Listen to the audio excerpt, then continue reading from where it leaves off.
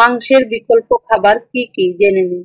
আমাদের মাঝে এমন অনেকেই আছেন যারা মাংস খান না বা কোনো শারীরিক সমস্যার কারণে খেতে পারেন না। মাংস বা মাছ প্রোটিনের বড় একটা প্রাণীজ উৎস, তাই মাংসের বিকল্প কিছু খাবার চিন্তা করতেই হয়। তবে উদ্ভিদ উৎস থেকে প্রাপ্ত কিছু খাবার প্রায় মাংসের সমতুল্য প্রোটিন পাওয়া সম্ভব। এখানে অ্যামাইনো অ্যাসিড সমৃদ্ধ কয়েকটি সবজির কথা উল্লেখ করা হচ্ছে, যা হতে পারে মাংসের বিকল্প।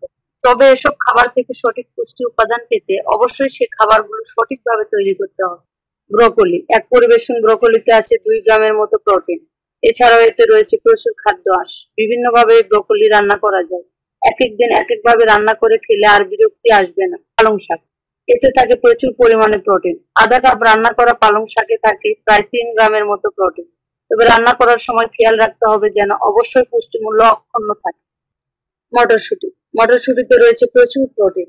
আধা কাপ মটরশুঁটিতে আছে 3.5 গ্রাম প্রোটিন। একটি প্রোটিন সমৃদ্ধ সঠিক সুষম খাবার তৈরি করতে মটরশুঁটি দিয়ে তৈরি করতে পারেন স্যুপ। শুধু মটরশুঁটি সেদ্ধ বা অন্যান্য সবজির সাথে রান্না করেও খেতে পারেন। আলু, জেনে অবাক হবেন যে একটি মধ্যম আকৃতির রান্না করা আলুতে থাকে 4 গ্রাম প্রোটিন। তাই বেশি প্রোটিন পেতে বেক করে বা রান্না করে আলু খেতে পারেন। তবে যাদের অতিরিক্ত ওজনের সমস্যা আছে তাদের আলু না খাওয়াই ভালো।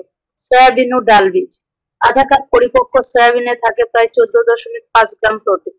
এছাড়া আধা কাপ কিডনি বিনে 9 গ্রামের মতো প্রোটিন। মুগ ডালে থাকে 8 গ্রামের মতো প্রোটিন। তাই এই খাবারগুলো খুব ভালোভাবে আপনার প্রোটিনের চাহিদা পূরণ করতে পারে। মিষ্টি কুমড়ার বিচি, মিষ্টি কুমড়ার বিচিতে রয়েছে যথেষ্ট পরিমাণে প্রোটিন। 1 কাপ বিচিতে রয়েছে 12 গ্রাম প্রোটিন। এই বিচি শুধু ভেজেও খেতে পারেন, আবার সালাদ দিয়েও খেতে পারেন। ভুট্টা, আধা কাপ ভুট্টাতে থাকে 8 গ্রাম প্রোটিন। ভুট্টা দিয়ে সালাদ, স্যুপ বা শুধু সেদ্ধ করেও খেতে পারেন। যদিও এক পরিবেশন মাংসে থাকে 23 গ্রাম প্রোটিন, তবে উদ্ভিদ উৎস থেকে প্রাপ্ত এসব প্রোটিন যদি কয়েকটি সমন্বয়ে খাওয়া যায় তাহলে মাংসের চেয়ে বেশি প্রোটিন পাওয়া সম্ভব।